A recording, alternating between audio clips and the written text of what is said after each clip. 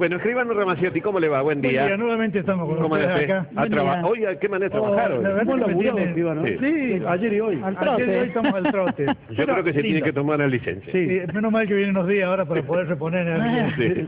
Debería irse a pescar a algún lado. Sería ya. Me interesa esa idea, me encanta. Le queda muy bien ese color de corbata. Sí. Bueno, me alegro, me Muy alegro. bien. Vamos a hablar un poco del divorcio, pero más ¿Divorcio? del divorcio, Ala. un tema muy controvertido, pero más que el divorcio, de los bienes del divorcio. Pero Sí. vamos a hacer una referencia a cómo llegamos a la actualidad.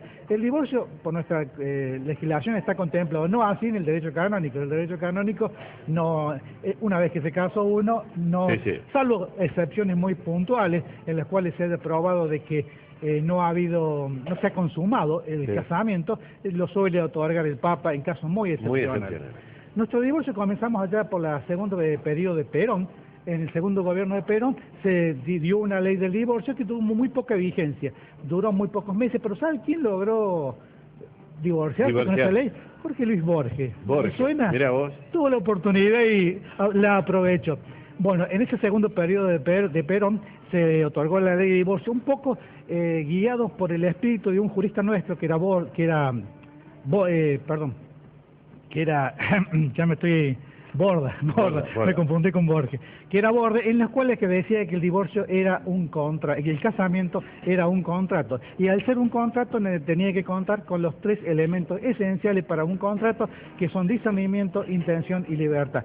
Ya lo hemos hablado del tema, dijimos que la intención era la voluntad de hacerlo, libertad era libre disponibilidad para poder realizarlo, y discernimiento la capacidad para comprender el acto. Pero él decía que el hombre, cuando se casa, tanto mujer o hombre, cuando están enamorados, no tiene discernimiento. ¿Por qué? Porque está en una etapa difícil de su vida en la cual no comprende bien la naturaleza de sus actos, entonces en virtud de eso, y siendo un contrato, él lo podía disolver y él contemplaba el divorcio como una alternativa.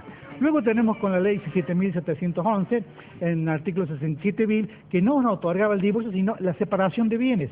Es decir, de común acuerdo, luego de pasados dos años, podíamos dividir los bienes, pero no el vínculo. Claro. Seguíamos casados, pero podíamos dividir los bienes para el marido, los bienes para la mujer, hacíamos una división del patrimonio y cada uno podía continuar con su vida, pero sin sin recuperar la aptitud nupcial de volver a casarse.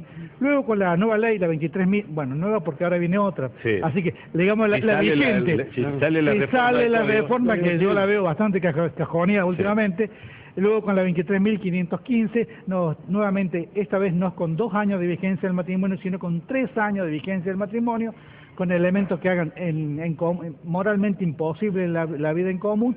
Llegamos a la conclusión de que el juez nos da el divorcio y recuperamos la aptitud nupcial, que esto es importante, la aptitud para poder nuevamente podernos casar, y esta ley es muy amplia. En otros países existe, pero le dan 1 o 2 veces. Acá en Argentina la ilimitado. Usted pasaron 3 años, puede agarrar y pedirle al juez que le restituya la aptitud nupcial para contraer nuevamente matrimonio. ¿Es necesario tropezar tantas veces con la misma piedra? Con la misma piedra, ¿no? Bueno, pero esto es una referencia que yo quería decirle. Ahora vamos a los bienes. ¿Qué podemos hacer con los bienes? Tenemos algunas trampitas que son lindas y que se están utilizando. Por ejemplo, para que el juez no otorgue los divorcios, por lo general tenemos que tener resuelto el problema de los hijos, si hay hijos, el régimen de tenencia de los hijos, el problema de los bienes, del patrimonio, y por último, el problema de si uno de los cónyuges reclama o no una cuota, que puede ser tanto el hombre como la mujer. Claro. Por ejemplo, a Susana Jiménez le reclamaron una cuotita. 10 millones de dólares, ¿no? Una pavada. Bueno, pero así es. Pero una cuota porque si no tienen hijos en común. Si no tienen hijos en común, le digo, si hay reclamos, no quiere decir que el juez ya va a otorgar, pero si una de las partes está en situación de indigencia, puede pedirle que le ayude hasta que esta situación se sobreponga, le ayude a sobreponer este problema. Pero yo le digo ahora qué es lo que yo quería decir. ¿Cómo podemos hacer? Nosotros siempre y cuando hagamos solucionar estos tres problemas.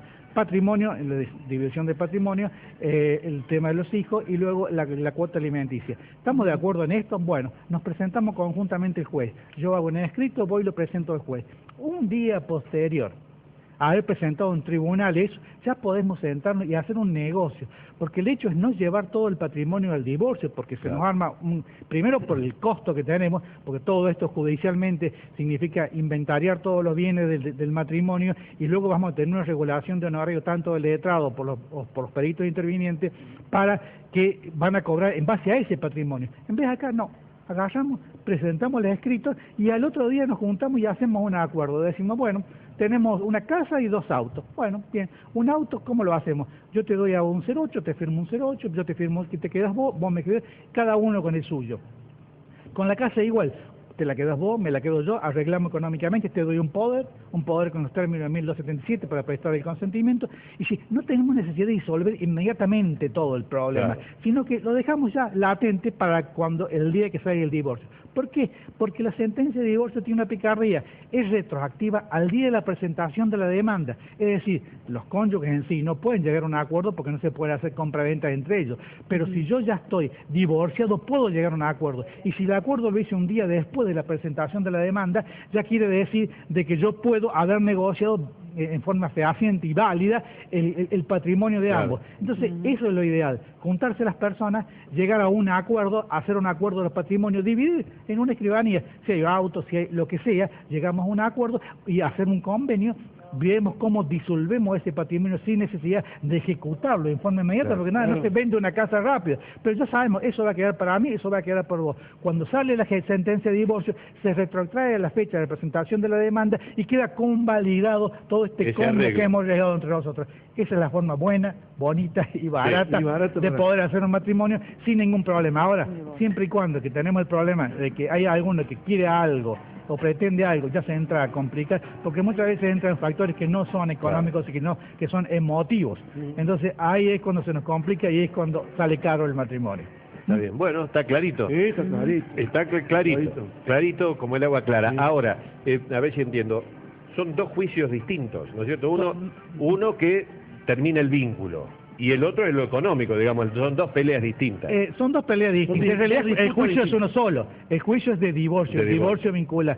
Lo que pasa que por un acuerdo extrajudicial, sin llevar toda la justicia y pelear en la justicia que es engorroso, resolvemos el vínculo entre nosotros. Y lo resolvemos inclusive un día después de haber presentado la demanda, antes que la justicia, que nos va a llevar 2 o 3 meses, nos dé el divorcio. Pero como esa sentencia de divorcio se va a retrotraer al primer día de la presentación de demanda, todo este arreglo es válido. Es válido y aparte lo arreglamos sencillamente. La casa para vos, esto para vos, lo disolvemos fácilmente, sin tener que ir a tribunal. Si no tenemos que presentar una manifestación de bienes en tribunal, hacer todo un combo y que el juez ordene la inscripción de una cosa a uno, engorroso. En vez de acá no, cada uno agarra lo suyo, lo vende por su cuenta, sin necesidad del otro.